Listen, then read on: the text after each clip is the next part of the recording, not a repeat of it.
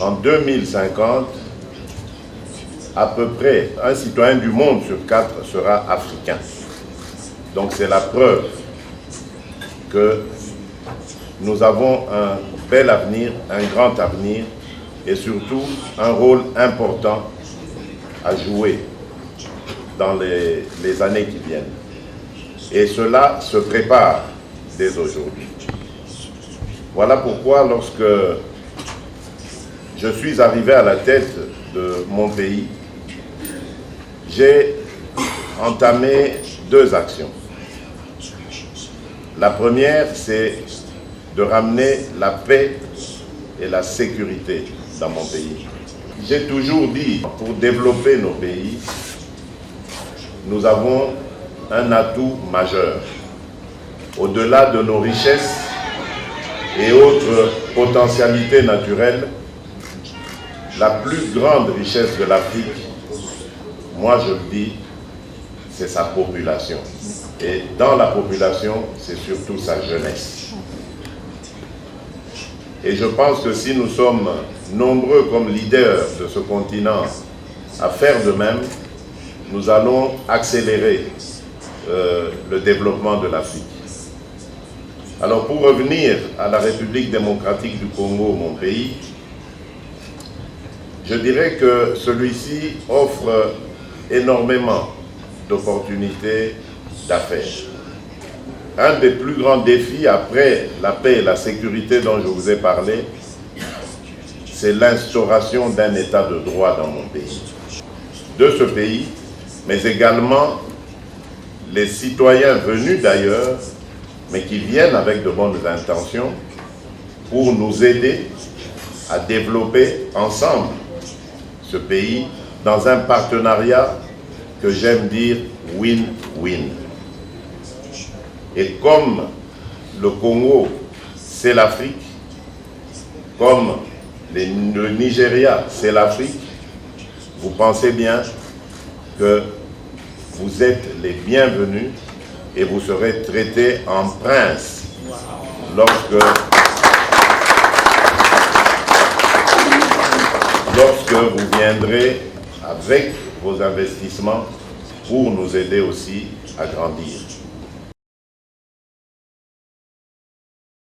C'est à 17h15 que l'avion présidentiel a atterri à l'aéroport Azikiwe du nom de l'ancien président ayant inspiré l'idée du transfert de la capitale de Lagos à Abuja.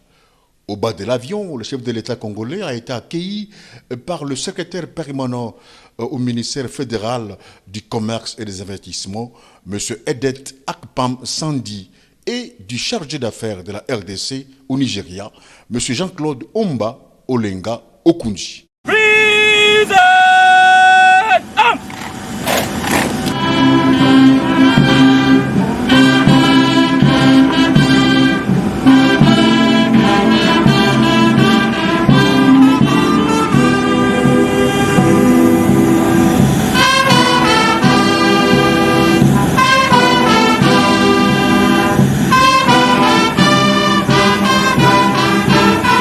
Après l'exécution de l'hymne national congolais et le passage des troupes en revue, le président de la République a eu un entretien d'une dizaine de minutes avec le ministre nigérian venu l'accueillir et le diplomate congolais en poste à Abuja.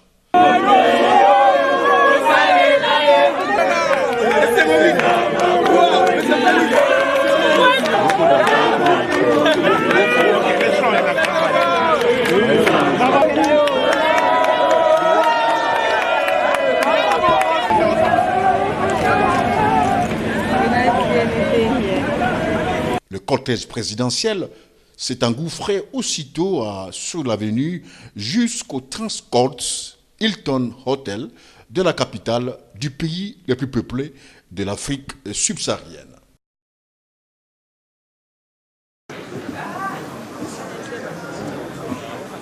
Bati, Tambwe.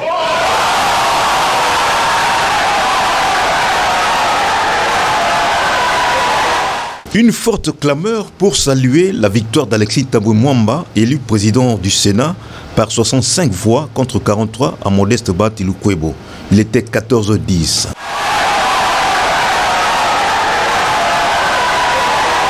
Évariste Bochab s'est incliné face à Sami Badibanga au poste de premier vice-président.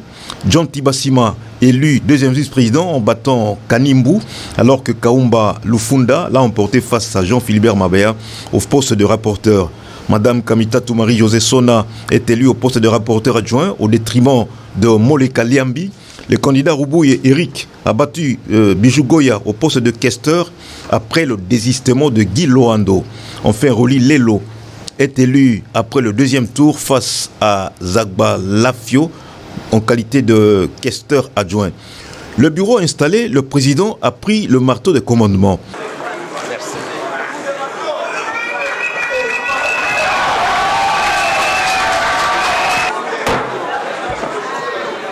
Dans son premier discours, le désormais président du Sénat pour cette législature, Alexis Tambwe Mwamba, a insisté sur les principes qui devront guider son action. Le Sénat est la chambre des sages qui garantissent l'équilibre des pouvoirs indispensables au fonctionnement démocratique de la République. Le Sénat est garant de l'équilibre ainsi que de l'administration du territoire et des services publics de nos provinces. L'équilibre des pouvoirs dans notre pays continue à avoir besoin de cette deuxième chambre, le Sénat, qui a la fonction d'examiner publiquement ce que la première a pris en considération, de formuler des amendements, de proposer des projets. Il a démontré la place du Sénat dans le bicaméralisme. Alexis Tambwe Mwamba dit ce que le Sénat incarne dans sa spécificité. Le Sénat est et reste le stabilisateur institutionnel indispensable à une démocratie apaisée, et nos prédécesseurs l'ont bien montré au cours de la longue législature précédente. Ainsi donc, le bureau définitif du Sénat est composé de Alexis Tambwe Mwamba, président, Sami Badibanga, premier vice-président, John Tibassima, deuxième vice-président, Kaumba, rapporteur, Kamitatou, rapporteur adjoint, Roubouye, questeur et Lelo, questeur adjoint.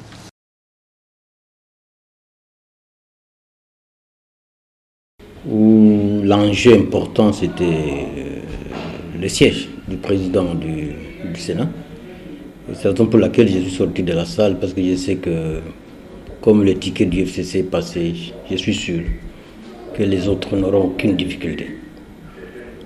Parce que, vous savez, si vous vous mettez à la place du président honoraire Joseph Kabila, et vous faites le chapelet de tous ceux qui ont été à ses côtés et qui l'ont trahi, vous aurez à peu près une cinquantaine.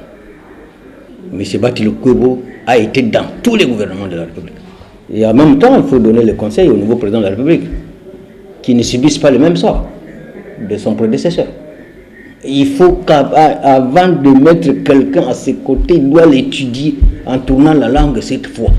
Parce que s'il a les mêmes trahisons, je suis sûr que lui ne saura pas supporter comme a supporté le président Kabila. Je suis sûr. Alexis Tambwe Mwamba, c'est un homme politique qui a accompli un itinéraire politique, j'avais dit, mieux assorti. Au départ, avant d'entrer en politique, il s'est fait remarquer dans les entreprises publiques. Citons l'exemple de l'OFIDA, où il a amélioré les recettes par l'application de l'informatique de gestion. Nous sommes au début des années 80. Ensuite, il avait commencé par la Somenki, il avait rentabilisé aussi cette société. Et son expérience jouira, il rendra cette institution opérationnelle.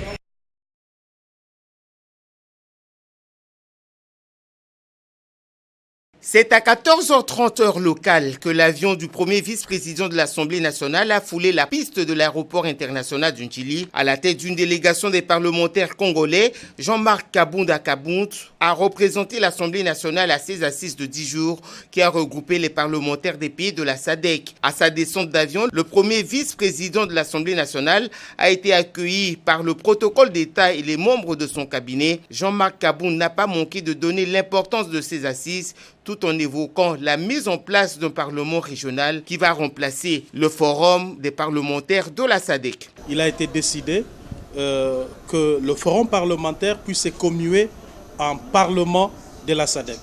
Cela présente plusieurs avantages dans la mesure où ça sera un parlement revêtu de toutes ses prérogatives de contrôle et d'interpellation. Donc aujourd'hui, tous les États membres se verront contrôlés par ce parlement de la SADC qui aura pour mission aussi de faire le suivi de toutes les lois qui seront votées. Parce qu'aujourd'hui, le forum parlementaire ne vote pas de loi. Donc elle propose des résolutions, quitte aux pays membres de les transformer en loi.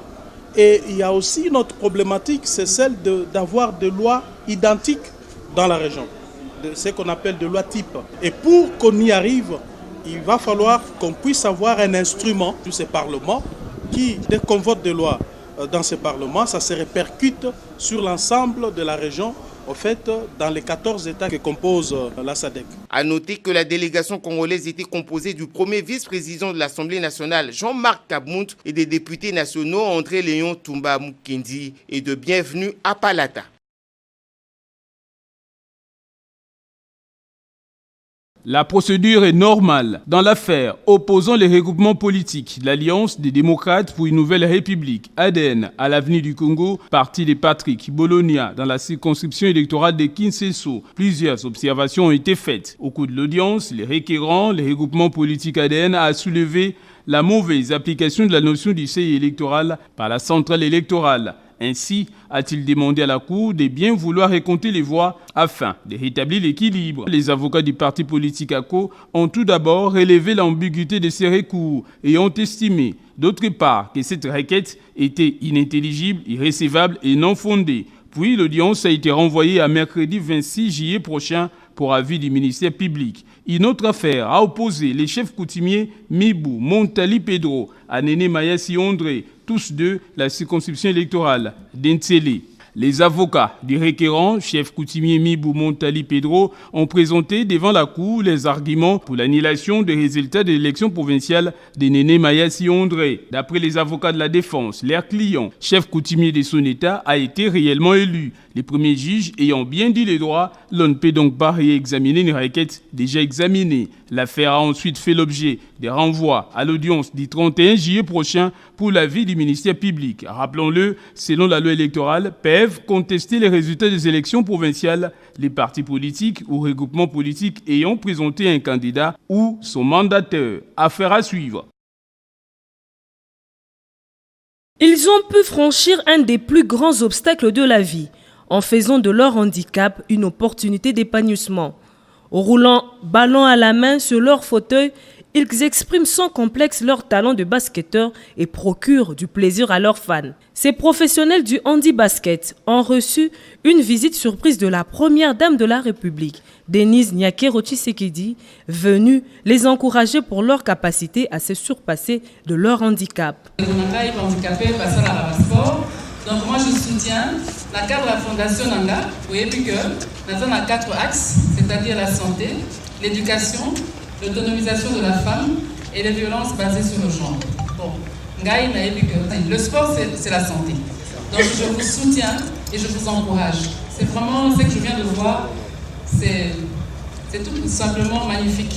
Et j'encourage les filles que je vois ici de continuer, je vous soutiendrai, je serai avec vous. Au nom de ces athlètes, le ministre des Sports a remercié la première dame pour son geste combien important pour ces basketteurs au fauteuil qui ne rêvent que d'une chose, remporter des médailles aux futurs Jeux paralympiques. D'abord, c'est pour dire merci à notre maman, notre première dame, parce que c'est déplacé comme ça.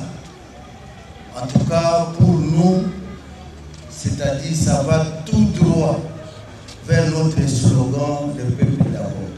Pour permettre à ces joueurs de réaliser leurs rêves, l'épouse du chef de l'État, à travers la fondation Denise Nyakero Tshisekedi, leur a remis un lot important de fauteuils roulants et d'équipements. Vraiment, nous sommes vraiment ce soir dans la joie de se retrouver ce soir avec de nouveaux vélos qui viennent de la part de la première dame parce que ce n'est pas n'importe qui pense des fois peut-être à nous. Nous les athlètes, les personnes en situation de handicap qui pratiquent les sports paralympiques, et nous avons vraiment vu aujourd'hui la visite de Première Dame au milieu de nous. Vraiment, ça nous a fait vraiment du bien. Nous disons vraiment merci pour cet acte qu'il vient de faire au milieu de nous. En bonne sportive, la Première Dame de la République, Denise Nyakerochi-Sekedi, leur a transmis l'esprit de la gagne en marquant un joli panier.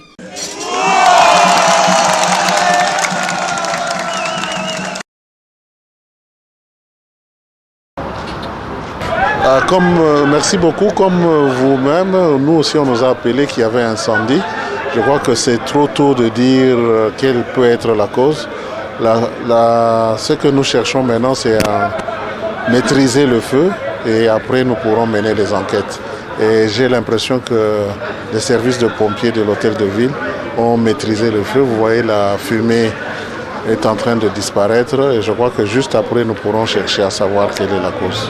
Matériel sûrement, mais des cas humains, Dieu merci, apparemment il n'y en a pas. Et ce qu'on nous a dit, parce que le premier souci c'était de savoir s'il y avait du personnel à l'intérieur. Apparemment tout le monde a été évacué, mais le matériel, on a l'impression qu'il y en aura sûrement. On a toujours tendance à croire que le feu est dû au courant, mais nous mènerons des enquêtes pour savoir c'est dû à quoi. On ne sait pas, peut-être qu'il y avait quelqu'un qui a laissé un mégot de cigarette, peut-être il y a eu autre chose, on ne sait pas, mais dès qu'on a l'information, on vous communiquera.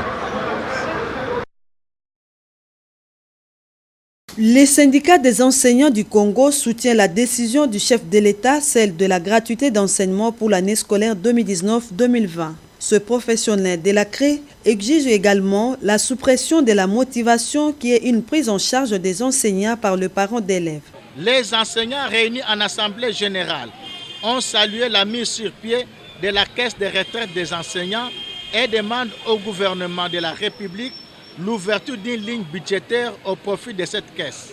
Les SIECO fait sienne la vision du chef de l'État sur la gratuité de l'enseignement fondamental. Pour la coordination des parents d'élèves des écoles conventionnées, il est plus que temps d'enterrer la motivation qui, selon leurs propres termes, avilit l'enseignant congolais. Aujourd'hui, nous disons la prise en charge est logée à la morgue de l'hôpital de Centenaire, l'évaluation de nos enfants. 26 ans, la motivation a vu le jour, la motivation jeune, la motivation a vieilli. Il est temps de mettre fin à cette affaire.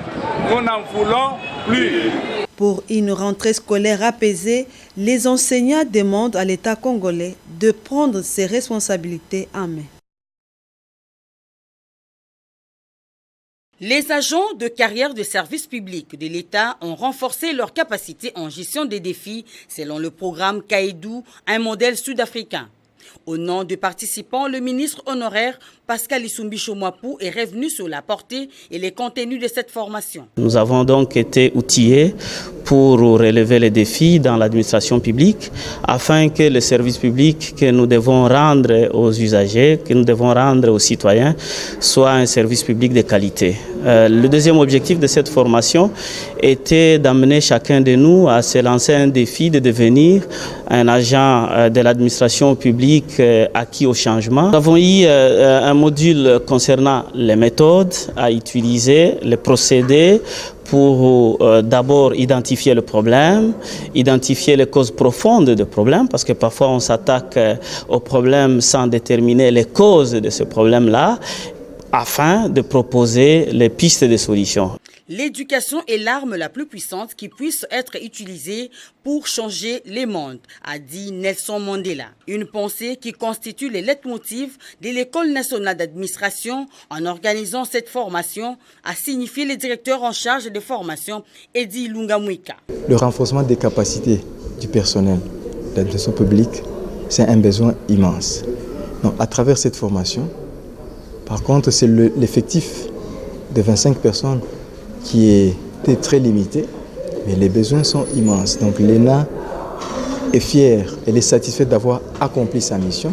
La RDC est le premier pays de l'espace francophone à avoir bénéficié de ce programme Kaidou dans le cadre de la coopération entre l'École nationale de gouvernement sud-africain et l'ENA. Au nom du ministre de la fonction publique, la secrétaire générale en charge des actifs, Émilie Mabiza, a mis l'accent sur la responsabilité des participants à jouer pleinement leur rôle, celui de rendre l'administration publique congolaise plus compétitive, forte et orientée vers le développement avec des acteurs intègres et compétents.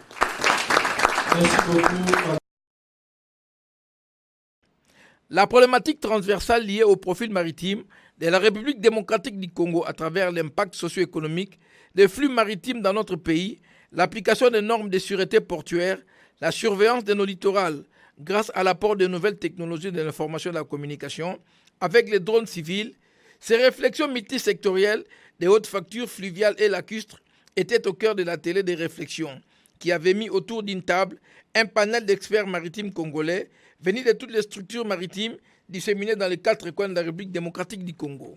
Ces assises, présidées par le vice-premier ministre, ministre intérimaire des Transports et Communications, Maître Azarias Roubero Maniwa, a permis au patron du transport national d'en relever l'impact social et la pertinence politique. J'engage tous les participants à mettre en relief et à promouvoir au profit de notre pays toutes les opportunités du développement durable et de l'économie bleue.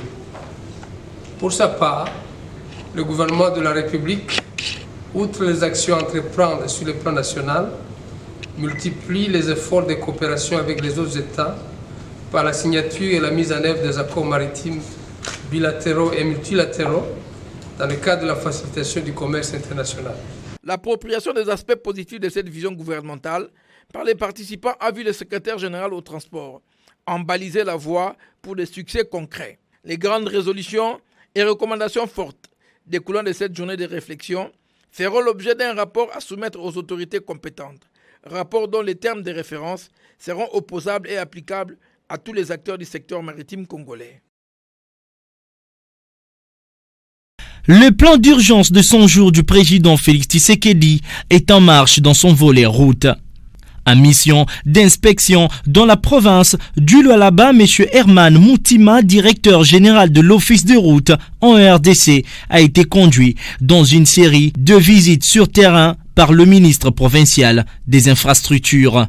De la route nationale numéro 39, Kapata jusqu'à Celle-Solwezi, le patron de route s'est rendu compte d'énormes chantiers de route à intérêt général que gère la province du Lualaba.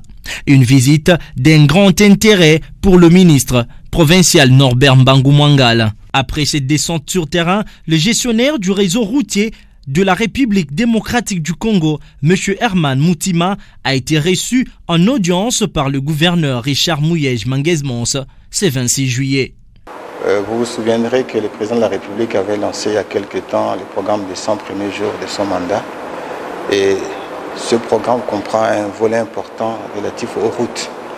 Il était donc important pour moi de venir ici et voir comment s'exécute ce programme-là dans la province du Lualaba. Ceci a été un des éléments de nos entretiens avec le gouverneur. Ensuite, nous avons évoqué ensemble le partenariat entre le gouvernorat et l'Office des routes en ce qui concerne les travaux sur les ouvrages d'art, sur les routes et sur les bacs. En ce qui concerne l'avenir des réseaux routiers dans cette province, nous avons évoqué le plan quinquennal et à travers ce plan quinquennal, comment l'Office des routes peut apporter un élément en termes d'expertise dans ces plans. Et nous avons aussi été attentifs à l'écoute du gouverneur en ce qui concerne les priorités du gouvernement provincial. Parce qu'au niveau national, on est en train de réfléchir sur un plan décennal à partir duquel nous avons dégagé un plan quinquennal. Mais ce plan quinquennal ne peut pas se réaliser sans écouter les administrations provinciales. Il était important de concerter avec les administrations provinciales pour avoir une même vision sur les réseaux routiers en RDC, a estimé le patron de route.